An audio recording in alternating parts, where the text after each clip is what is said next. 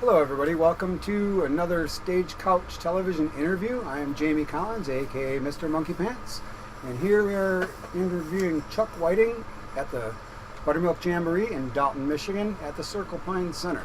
So look up Circle Pine Center, see what they're about, and look up the Buttermilk Jamboree, and in the process, look up Chuck Whiting, because he's probably got his own website, I'm sure, which we'll get in a minute, and you'll love his music. We just saw his set, and it was stellar. So, Chuck, where are you guys based out of? We're based out of Kalamazoo. Okay, nice. And you interact with a lot of the musicians there? Have you been involved in like the Double Felix Cooperative or anything like that, or? No. No? No. We actually don't play Kalamazoo that much. We play a lot of Grand Rapids. Okay. So nice. mostly. Although we're playing Kalamazoo this Monday. Yeah, we're playing at Louis, if we can plug that, at Louis Sure. with Dusty Sunshine. So Nice. Monday night show. You have nothing else to do, so you might as well, if you're in Kalamazoo, go to that show. Right. So I noticed during your set that you have about a dozen different names for the accompanying artists that you play with. you Do know you what? actually have a name for them, or do you change it every song? No, the name of the band is Chuck Whiting and His Right Friends. We Right. hate that name. We think it's the stupid. The band started off like I got a weekly gig at a bar on the outskirts of Hastings, and I just threw together a backup band and called it Chuck Whiting and His Rowdy Friends. Right. And then we actually started getting gigs at other places and playing music festivals and recording albums, and then we're like, now we're stuck with this stupid name. And so part of the joke is that at every show I'll give a whole bunch of different names for the band. But yeah, Chuck Whiting and His Right Friends. And I know every musician says that they hate the name of their band, but I think ours is especially bad, right?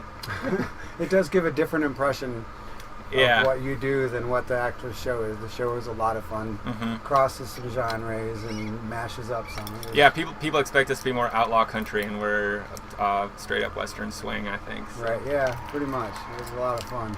So where did you get your start in playing guitar? I started when I was 14. I think I started playing and writing songs when I was 14.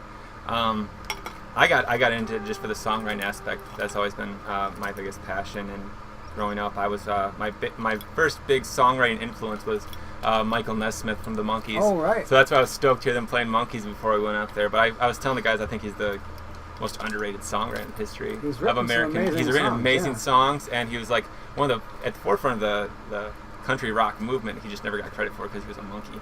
Right. So, but I think he was a great place for me to start as a songwriter, and it still stands out in my songwriting, I think. Nice. Do you come from a musical background, or No, actually, no. Me and my brother. My brother's the bass player. He couldn't be here. Oh, okay. But no, we didn't come from a musical family. We came from a more of a sports-oriented family. But our father was sick when we were growing up, so we ended up just playing music instead because we had no one to throw a ball with us. So we ended up being musicians, and the only two in the entire extended family. Okay, nice. And where did you get your start in music? I got my first guitar around the age of 15. Learned. My dad got me into music mostly. He's got a huge vinyl collection, so I was raised in like Black Sabbath and the Deep Purples and all that kind of stuff. So I'm pretty knowledgeable about that kind of stuff. So I learned a lot of those songs to begin. And then I just kind of stopped learning other people's music and just, played along with different bands and stuff like that. And heavily influenced by like Frank Zappa. Nice. I like Great Prince influence. a lot. Oh, another one. Lots Yeah, of both great different influences. styles and varieties of music that I really like. Nice. I think one of the things that makes us interesting as a band, and I do think we're interesting, They are.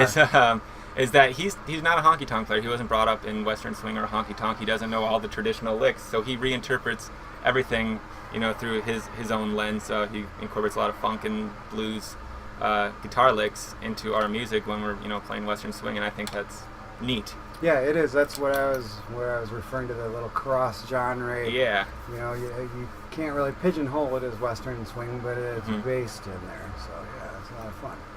And what kind of guitar are you guys playing here today, gentlemen? This is an Epiphone Riviera.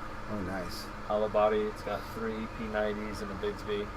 Beautiful. Flat wound strings. It's really good. I like it a lot. Yeah, it's got a beautiful sound. It immediately pulled my ear in right away. Mhm. Yeah, nice. And what are you playing, Chuck? Fender. It's a red guitar. I'm playing a red guitar. Nice. So. Red band. Yeah.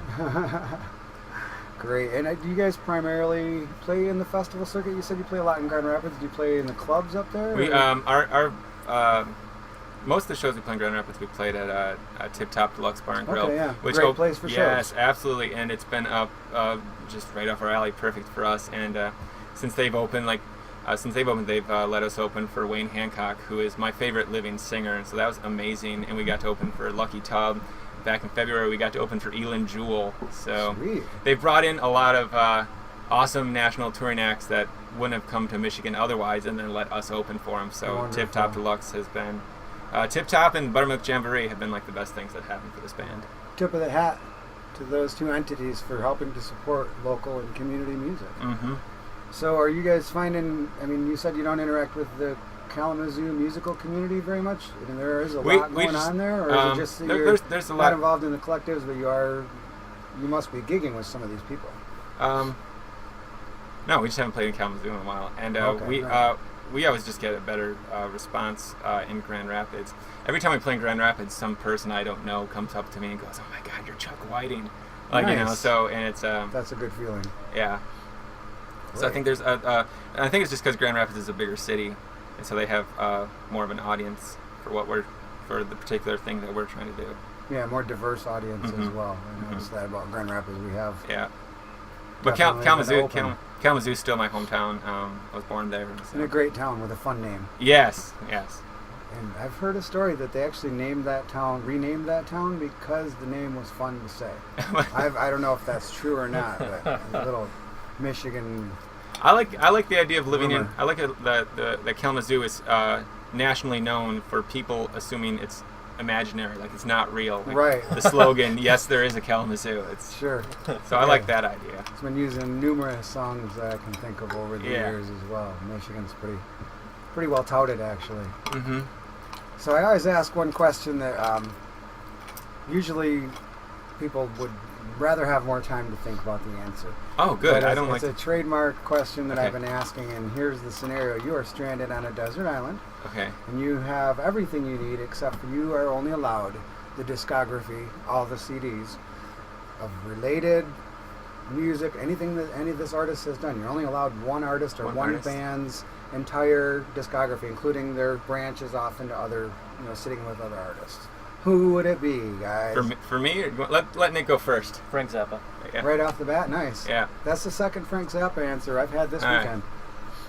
What about you, Chuck? Hank Williams. Oh, I don't even. Yeah, I don't great. even have I've to. never had that answer. I don't and even have that to is think about that wonderful. for 1 second. I know it was Michael Nesmith Nice. that got me interested in songwriting, and then it was Hank Williams that took me to another level. Hank Williams was what I was listening to when I was going through like my dark, alcoholic, depressed phase, and I was Just like he was. Yeah, learning to write just morbid country songs, and that guy died with so much potential. When you listen to like Alone and Forsaken, and then like Luke the Drifter stuff, and all his gospel stuff.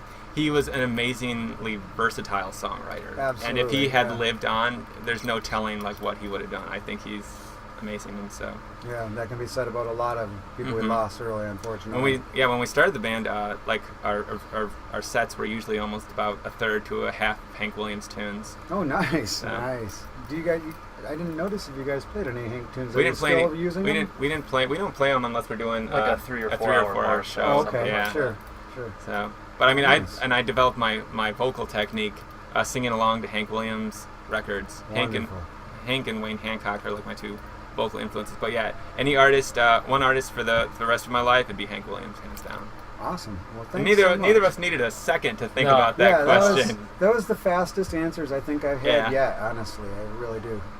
So yeah, well, thanks so much, guys. I really appreciate you Thank coming you. in. All right, thank you. And hopefully we'll see you guys around the festival circuit. Check them out online. What's your website? ChuckWhitingMusic.com. There you go, chuckwhitingmusic.com. Check them out, see where they're at, watch their videos.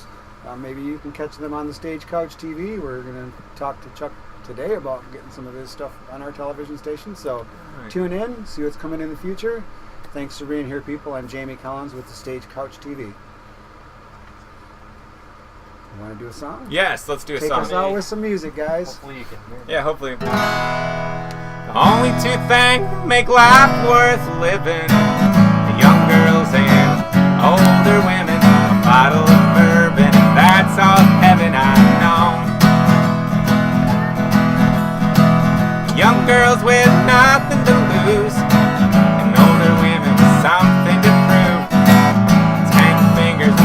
job to do, so let's go.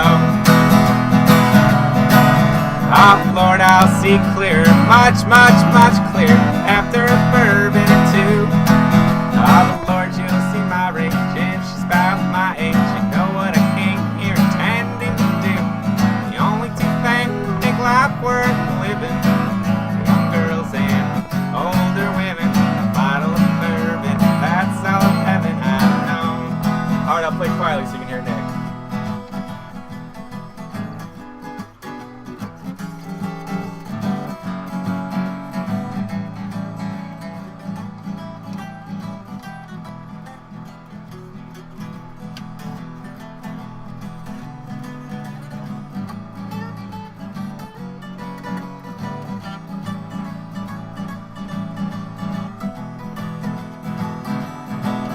Oh Lord, I'll see clear, much, much, much clear, after a bourbon or two. Oh Lord, you'll see my range if she's about my age. You know what I came here intending to do.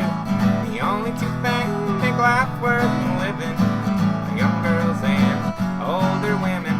A bottle of bourbon, that's all of heaven I've known. A bottle of bourbon, that's all of heaven I've known.